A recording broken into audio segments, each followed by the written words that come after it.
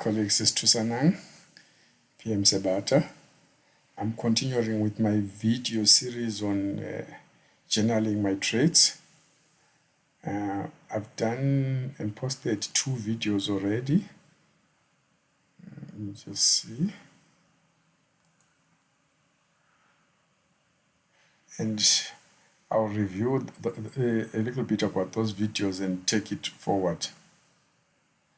I want to show you this part.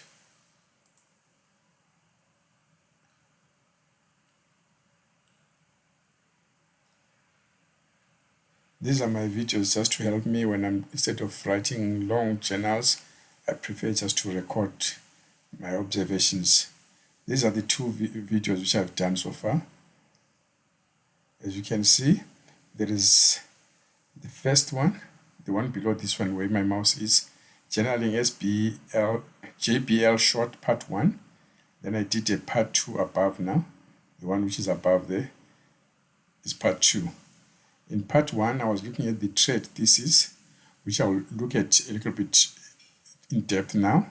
And on part 2, I was looking at the option structuring. I'll also try to incorporate it. This video I'm going to make is going to be long because I want to put lots of stuff in it.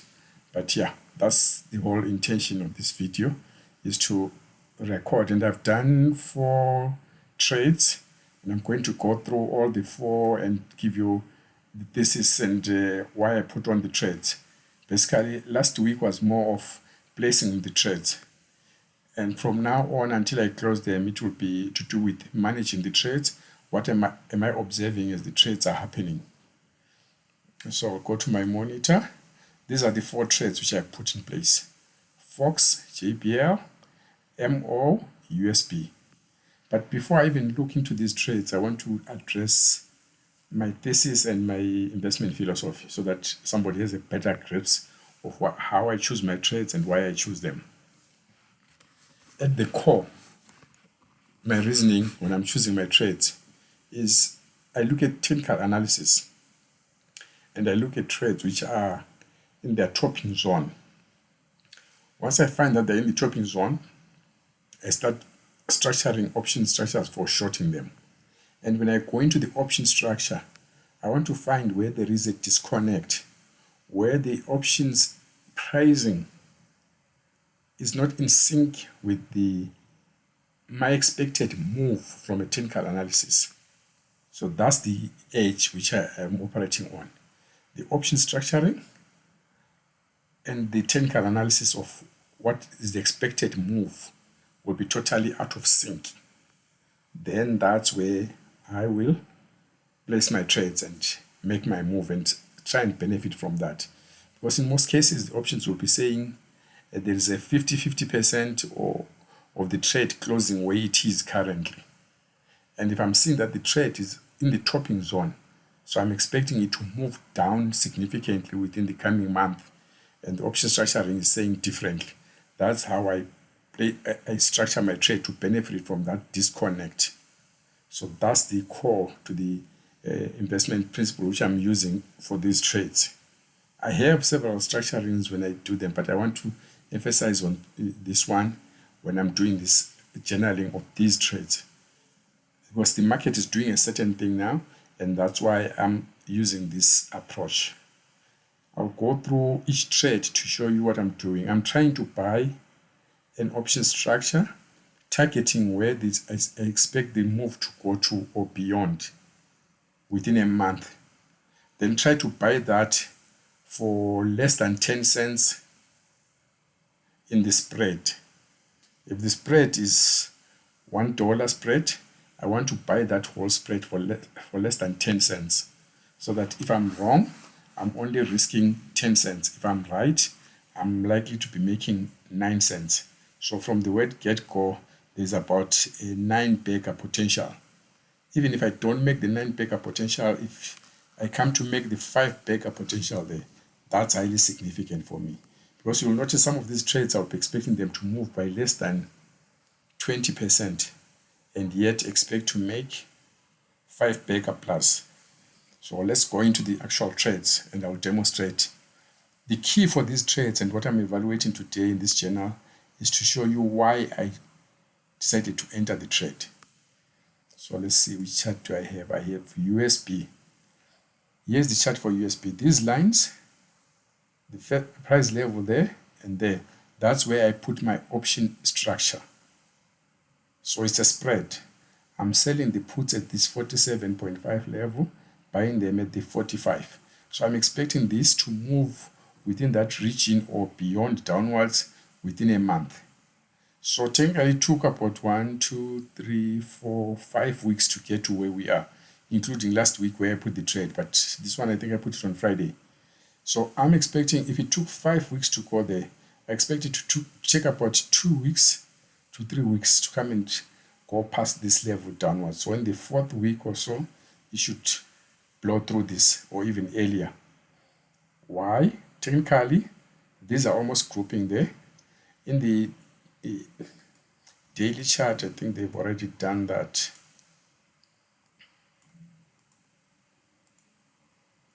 There we are in the daily chart. You can see they've already grouped there. It's now turning downwards. The first level I expect it to hit is this one. Then it's coming somewhere there, and boom, we cross to the level which I expect up to there. But going back to the weekly chart to illustrate how I get to my targets, it's a divergence, especially reverse divergence. The RSI is flat from this level all the way to that one and that one. It's flat, so it's made a triple top. But what has price done? Price has moved there. It was there. It has made a lower bottom. So price has not made a new high.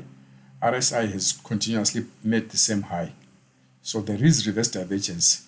RSI making a triple top, price refusing to confirm it. With this, it's a confirmation of the continuation of the downtrend.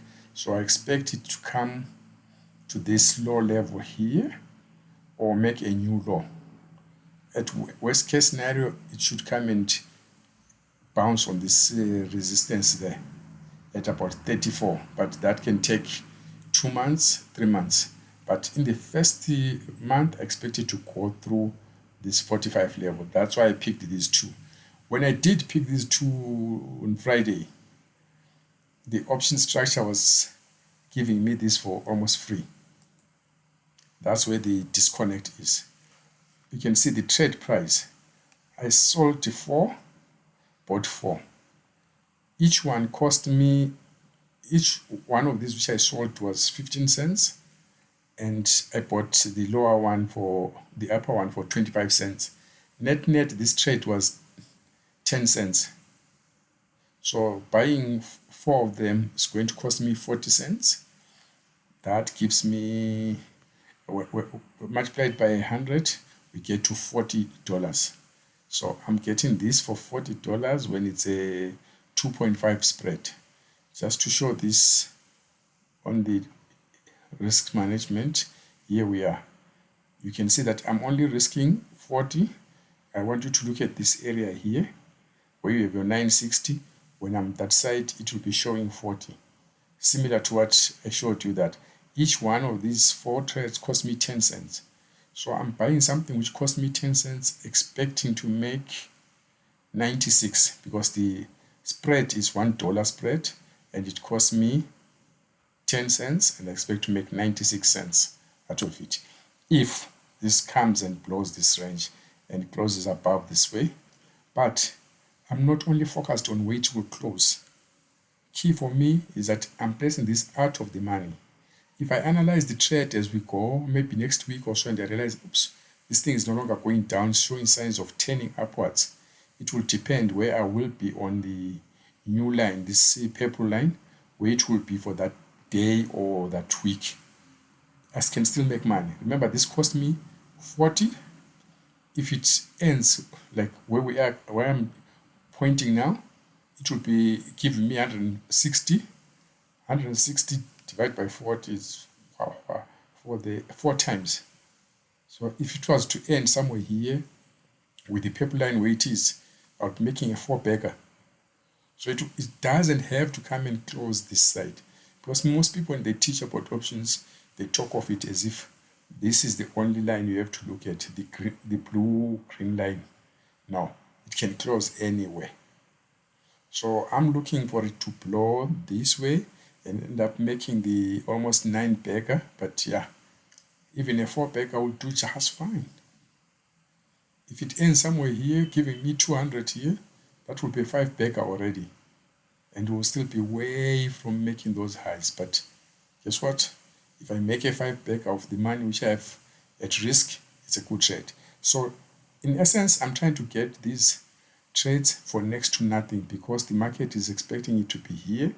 Therefore, when you look at the trade setup, mine was the 45, 47. It's not showing much here. That's the problem with these things. Wait.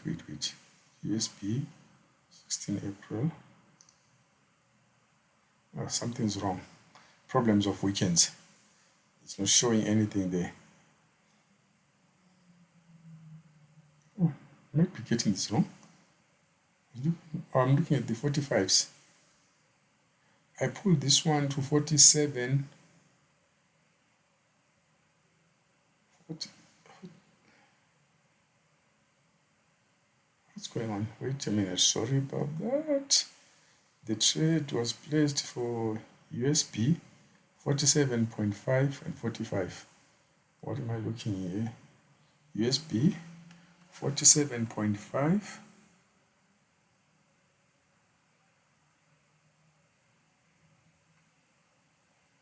and 45. I no longer have that spread. They've changed them a bit. So let me just go and... but in essence, what I was doing is I came to look for these trades and they were giving me like 10 cents. It was more like this trade currently there. As you can see, I'm talking about the 45 and the 47. So it was this and that trade. And it was costing me about 11 cents. Let's leave this part. There's my trade there. It cost me 10 cents to place. It was far out of the money. That's why the risk profile is like this. But most people, when they look at this, they will say, oops, your chances of ending in the money are very low. You are far from the market and you are unlikely to make any money. You can make a 5-bagger before it even gets to where you were targeting. That's my thesis and how I place this trade. Going to the next one. More the cigarette company. It cost me 11 cents to place this trade. Looking at the analysis, risk profile, there it is. I took, no. I want more. There it is. Each one cost me 11 cents and 4 of them 44 cents times 100. That's where I get the 44. There it is there. And I'm likely to, the potential profit is 956. So that's what it is. Getting this for next to nothing. If this trade goes against me and I don't manage it, 44 is what I'm going to lose. If it goes according to my plan, I can get close to 956. That will be close enough to a 9-bagger or so. Because it's costing me 11 cents to bring in 956. Sorry, 11 cents to bring $11 to bring 956. Going into the actual chart and looking at what I was seeing in More was making new highs. But I already knew because of this grouping that these heights are almost done and they were influenced by the results. So I'm expecting this to bubble around here and boom, come crashing. When this stock crashes, it usually crashes big and fast. It doesn't hang around, it crashes big and fast. So that's what I also expect here. And look at RSI, made new highs, way above those highs there we had. But what did price do? It made almost a double top. So this is another sign of reverse divergence. So I expect this to come and make a same low as this one here, or go even lower. But the conservative low would be somewhere here, way below it, about 39, way below these two strikes which I used to construct my options. This took 2 days to go, 2 weeks to go up. It can easily take 1 week to come down there, and even another week to go past my lower strike. So I expect this to hit, but the market and the option pricing was giving this away. That's why I could get it for 11 cents at that range, because the options pricing doesn't expect it to go there. This is expected to end out of the money. But my technical analysis and my observations saying different. That's why I came and picked these for 11 cents, expecting to make 95 cents. That's how I rolled on this one. And the trade is still on, and we'll be discussing how it's going. Then the next one will be JBL. This was the first trade which I placed.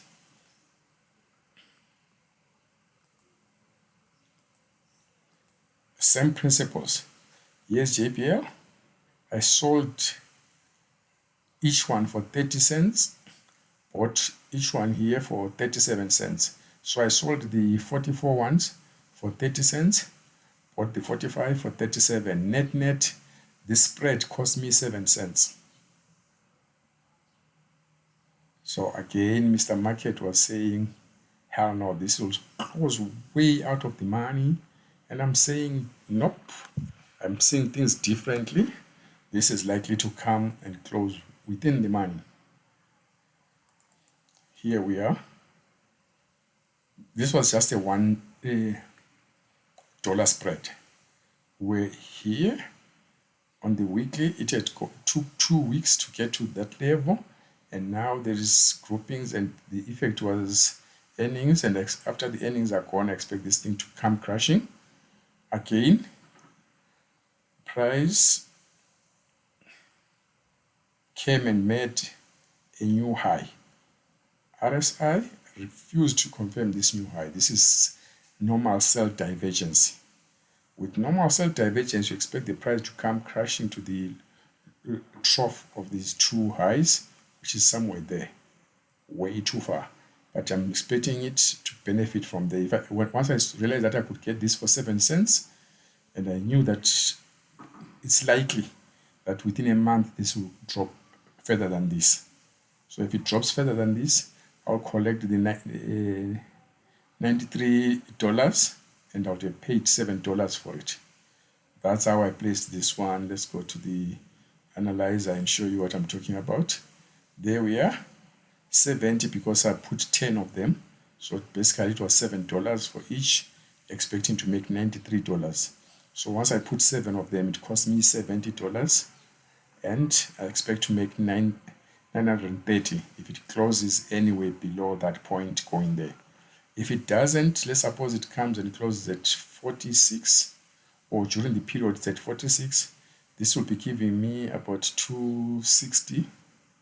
Divide that by 70. If you just stretch it a bit to make the maths simpler, to 28. Yeah, 28 there. 28, 7 into 28 is about 4. That's a 4-bagger. 7 to 21, somewhere here, that would be a 3-bagger. So yeah, you can make serious monies before it even gets there. So if it starts struggling at about 20, about this range here, and I'll look at it and say, if I made 3 times of what I was risking, is that a good trade? It's a perfect trade. That's how I placed it. I picked it for literally nothing, 7 cents to the dollar. The spread is a dollar spread, and I was getting it for 7 cents. So that was one of the trades. Then the last one is Fox.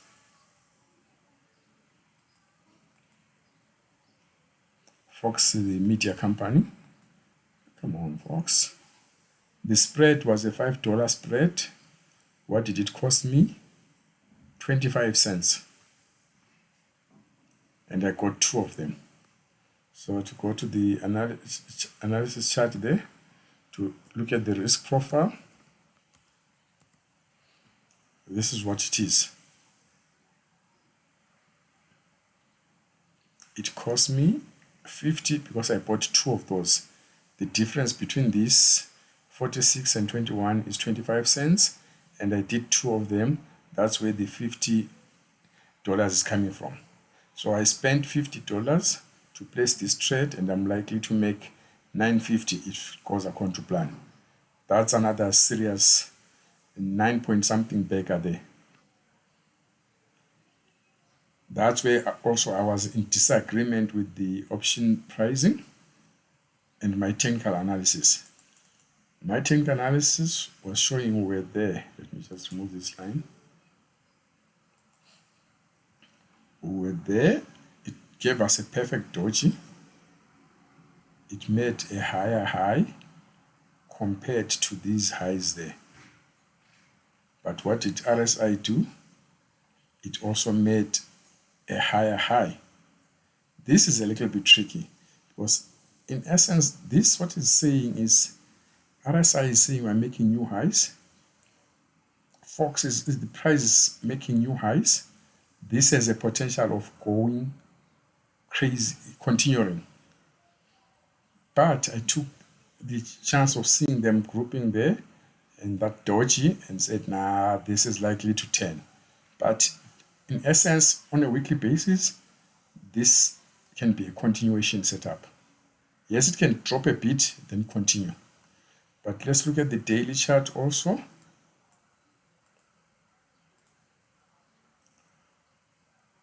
This is what I was saying on the daily chart.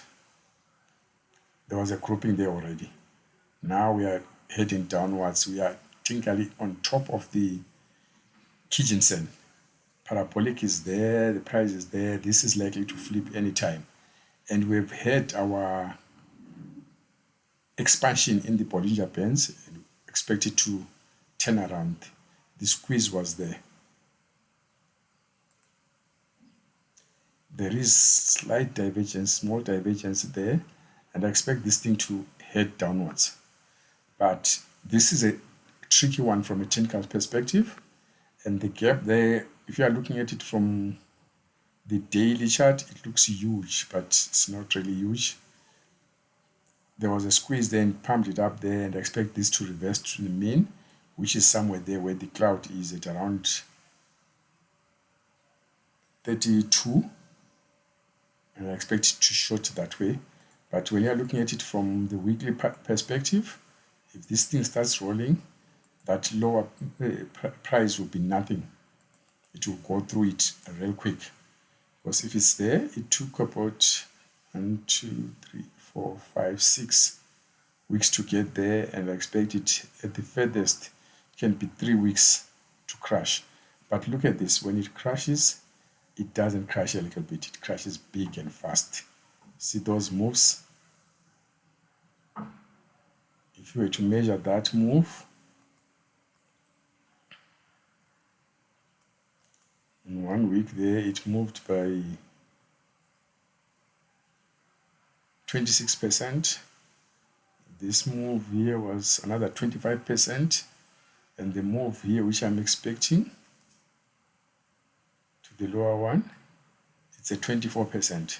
So it can move within 1 week, it can move this 25%, or it can spread it within this. Here it spread it through 3 weeks. So within a month, I expect it to come crashing onto the lower point, which I have there. Those are my trades. That's how I placed them. I got them for literally next to nothing. It didn't cost me much. And yeah, currently, the trades are doing fine because last week was just the placing of trades. That's why I said most of them, I even placed them on Friday.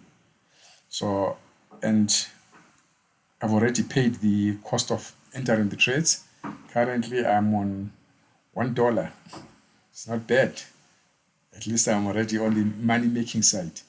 So I will be reviewing these trades come next week and see how they are performing, because most of them are by next week, and we'll see how it goes. But in essence, my approach is I do a technical analysis of the chart and see where I expect the chart to go. Then I go and look at the option structuring. If I find that where I expect them to go, and I can get them for ridiculous prices in cents and get an option structure which can give me a 9 bagger with my analysis saying that's where we are likely to go, then I have a good chance. That's what I like to see. Like in this situation, my analysis was telling me that we're likely to close below 30, and I could get this for 25 cents. So I was very happy for that. That's how I was placing these trades. And that's my analysis, and I'll leave this there. And next week, I'll be mainly focused on the movement of the charts and what are the charts saying. Are they moving as I expected them to move, or are we having challenges? If need be, I can pull some of the trades off, or I can restructure them. Because if you can see here on the risk profile, I'm looking at them moving this side. But if I think things are turning, I can easily set up another structure like this, similar to this one, but in the opposite direction, where it will be closing somewhere here and there, so that if it changes direction and moves there, I can easily make some money and close this one without, even if this one is losing, the one which I've put this side will make enough money to cover the losses of that and the profit. So there is lots of ways I can manage this trade, but we'll get to it as the trade progresses. It's Tusanang PM Sebata. I thank you. Next week, we'll do another journaling of the trades and where we will be by then. I thank you.